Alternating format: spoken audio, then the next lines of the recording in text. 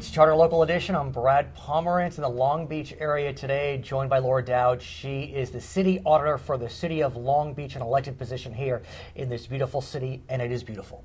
Yes, it is. Really is, from the coast to the parks, to the convention center, to the aquarium. It just goes on and on. But I do want to talk about the parks.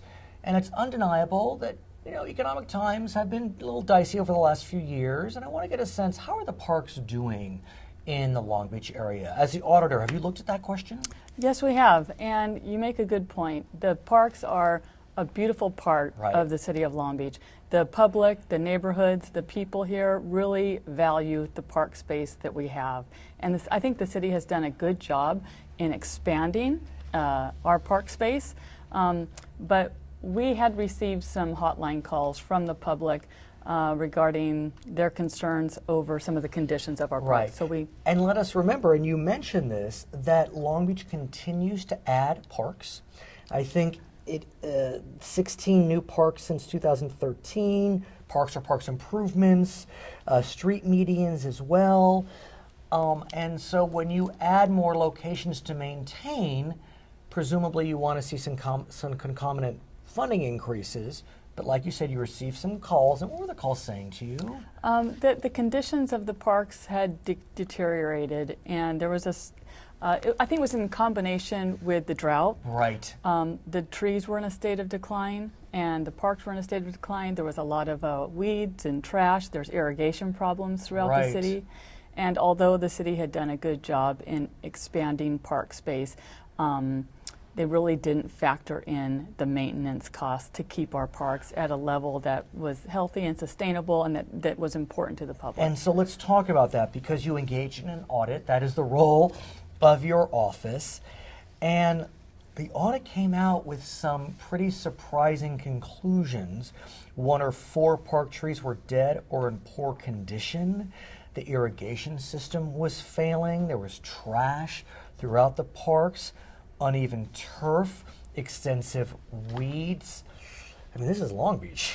You don't expect that in Long Beach. Right, exactly. And, it's very sad, because the trees mean a lot to people. And, our parks, as you said, are really a beautiful part of the city of Long Beach. So you're right, we were stunned by the results of the study that we looked at, that 1 in 4 park trees was either dead or dying or in poor condition. And was that because of the drought, in that irrigation had been pulled back, or was that part of the issue? I think it's part of the issue, and I think it was an accumulation of several things, sort of the perfect storm for this to happen.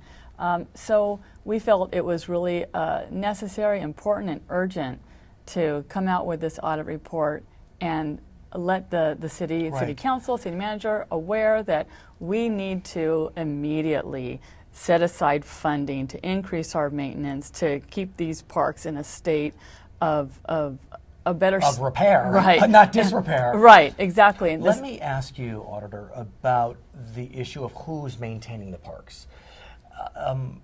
Without getting into a deep political conversation about outsourcing, what we do know is that maintenance had been outsourced. Yes. Meaning the folks that were maintaining the parks were not city employees. Did you conclude that was part of the problem, the outsourcing? Well, or not per se? I would say I think they did the best with what they had. Okay. They were required to provide the same level of service with a number of increased parks, medians, facilities, and that's what and we so talked forth. about. 16 additional new parks or improvements, 18 other locations, street medians, and no new monies. Right, no new money. And so they were spread pretty thin throughout the city, and there was only so much they could do. I see. So, we recommended that the city gardeners play a more critical role and that brings up, I think, a valid question. While outsourcing can be a net positive, it can save money, and I cast no aspersions to those that are part of an outsourced crew, can there be a little more oversight? Yeah. Exactly, right, exactly. As part of the city and Parks and Recs Department, for them to have greater oversight and look at the areas that are a priority, and have a priority list of those things that need most help. And one of our recommendations was to have a strategic plan and look at the whole picture of what's happening with the city. Let me say this, if I may, and these are my words, not yours, so I will say that right now. It appears, from the way I read the press coverage of this, that the Parks Department was, and this is my word, not yours, recalcitrant when they received your audit. To state it another way, they didn't seem pleased and they didn't seem so willing to accept your recommendations, participate in your recommendations. What are your thoughts on my views? I think my initial response was the same thing. I felt like I was expecting for them to embrace our recommendations and be a champion for change, and our parks are important, and these are excellent, reasonable recommendations. I mean, to put a strategic plan together and look at the whole picture and make sure we factor in maintenance, that doesn't seem like a very unreasonable recommendation. And so I think their point of view was, look, all of your recommendations require funding. We're very limited. We're maxed out. There's budget constraints. Where we have staff constraints. But we're like, hey, we need to think outside of just traditional approaches at this point. Well, I mean, could it be that we turn to some grants? I mean, there are environmental organizations, I presume, that could be part of the solution. Volunteers, maybe? Yes, you're right on point. Or what about, I mean, ultimately, though, I guess it's a city council question. I mean, they provide funding to the Parks Department. Yes, but I think the Parks Department could take our recommendations and present it to the City Council and say, we need to think outside the box here. We need to look at outside sources, grants, public-private partnerships, naming rights, selling rights, sponsorships. And that's not within your purview, is that right? Well, our audit made the recommendation. We could direct the City Council to request city management to do it. Interesting. But the way we approached it was we went straight to the parks, and we just thought that they would embrace it and go for it. Is there a Parks Commission? Yes, there is. Appointed by the City Council?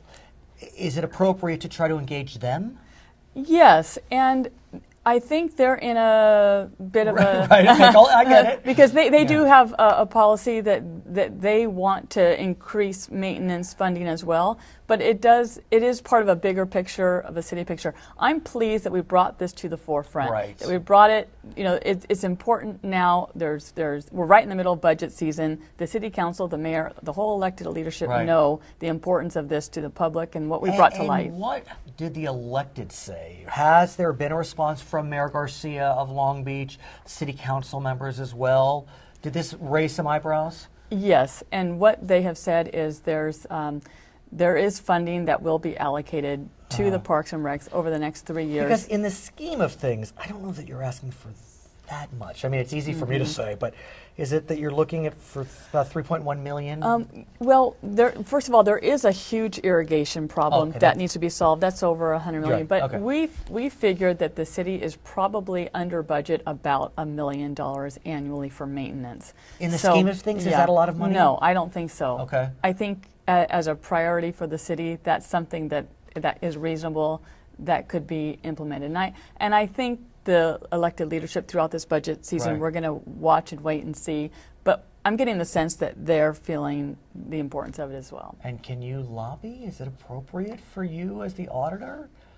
I mean, we put our message out there. You lobbied. The message is your lobbying. Yeah, I mean, we brought this important issue to light.